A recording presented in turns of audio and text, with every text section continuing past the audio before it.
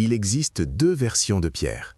La première version, Pierre a 65 ans qui prend sa retraite avec 800 000 € de patrimoine. Il part en voyage, il aide ses enfants, il ne regarde jamais les prix au restaurant. Jamais, parce qu'il peut se le permettre. La deuxième version, Pierre a 65 ans qui reprend rendez-vous avec Gisèle. Pas pour une augmentation, pour un mi-temps, parce que sa retraite couvre pas ses factures. Il calcule chaque soir si ses médicaments passent avant ou après sa taxe foncière. Même Pierre, même salaire, même Gisèle, même parking d'entreprise. La différence entre ces deux versions de Pierre ne s'est pas jouée à la cinquantaine, quand c'était trop tard. Elle ne s'est pas jouée à la trentaine, quand Pierre n'avait pas les moyens. Elle s'est jouée entièrement dans la quarantaine, entre 40 et 50 ans.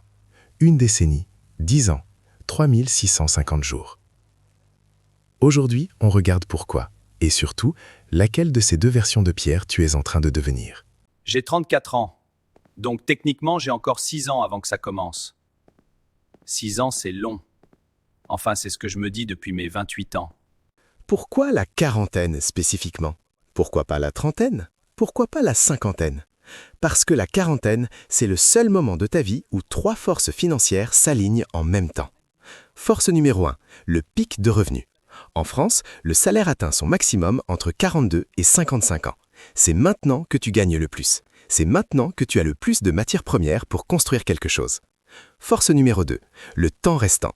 À 40 ans, il te reste 20 à 25 ans avant la retraite. Ton argent a le temps de se multiplier par 4 ou 5 grâce aux intérêts composés. À 50 ans, il reste 15 ans et le multiplicateur tombe à 2,5. L'effet s'effondre. Chaque année qui passe coûte des dizaines de milliers d'euros de patrimoine futur. Force numéro 3, la stabilisation des dépenses. Les enfants deviennent plus autonomes, les gros achats sont faits. Il y a une marge qui n'existait pas dans la trentaine. La question c'est, cette marge ira où? Ces 3 forces ne s'alignent qu'une seule fois dans une vie, la quarantaine. Celui qui saisit cette opportunité construit sa liberté. Celui qui la laisse filer se retrouve avec Gisèle à 65 ans. Parlons du piège numéro 1, la voiture. Pierre a 40 ans. Pierre gagne bien sa vie.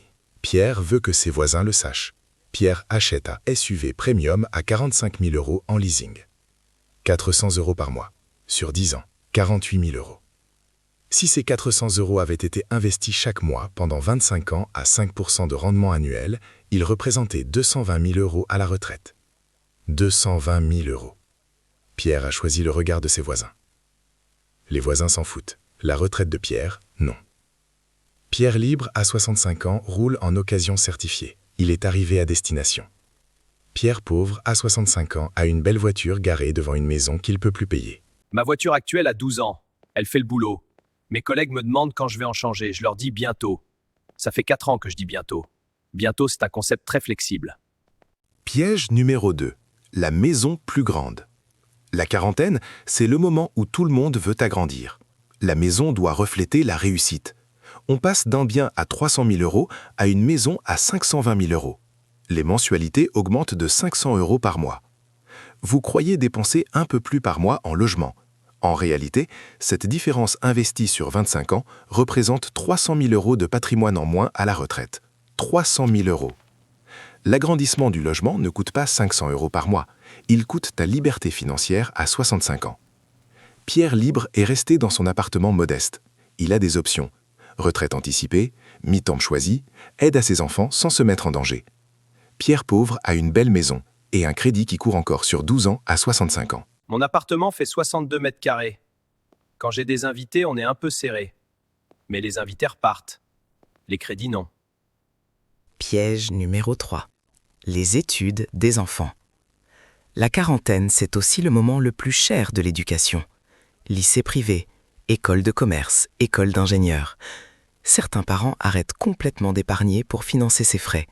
Ils hypothèquent leur propre retraite pour la formation de leurs enfants. Les enfants démarrent leur carrière avec tout l'avenir devant eux. Les parents entrent dans la cinquantaine avec une épargne appauvrie et peu de temps pour se refaire. Rappelez-vous, il existe des prêts étudiants, il n'existe pas de prêt retraite.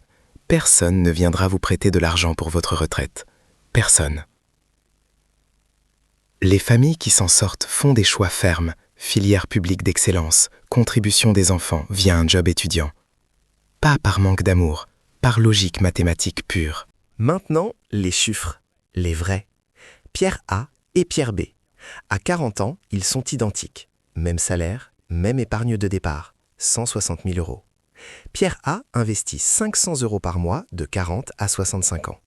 Il résiste au piège, la voiture d'occasion, l'appartement modeste.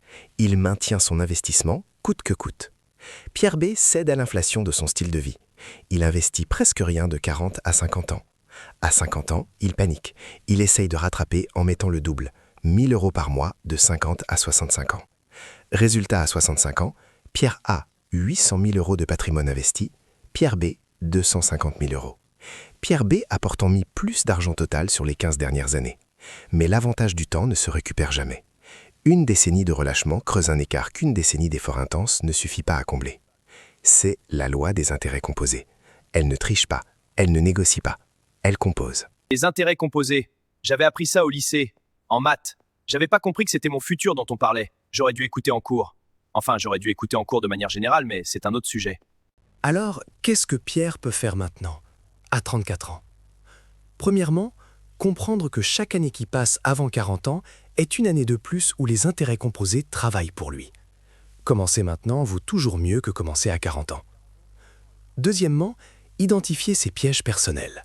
La voiture, le logement, les abonnements, les dépenses qui gonflent imperceptiblement chaque année et mangent la marge qui devrait construire sa liberté.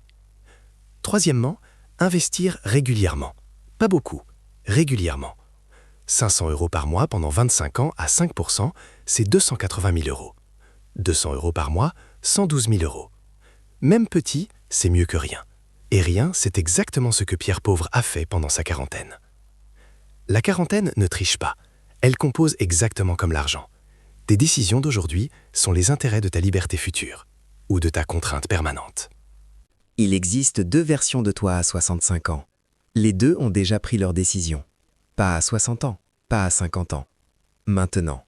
Chaque mois où tu choisis le SUV Premium plutôt que l'investissement, tu votes pour Pierre Pauvre. Chaque mois où tu maintiens ton épargne malgré la pression sociale, tu votes pour Pierre Libre. La décennie passera de toute façon. La question, c'est pas si elle va passer. La question, c'est laquelle de ces 2 versions de Pierre tu seras quand elle sera passée. Si cette vidéo t'a parlé, abonne-toi. Chaque jeudi à 18 h, on suit Pierre Trocher dans une nouvelle réalité économique française. La semaine prochaine, pourquoi ta banque te coûte plus qu'elle te rapporte? Avec des chiffres, avec Pierre, avec la vérité. Pierre a 65 ans. Version pauvre. Il est dans sa cuisine. Il fait cuire des pâtes. Nature. Il s'assoit. Il regarde la caméra. Il mange. Froid. Il sort son téléphone. Il ouvre son application PEA. Il regarde le solde. Il repose le téléphone. Il regarde la caméra. Trop cher. Mais j'ai un plan.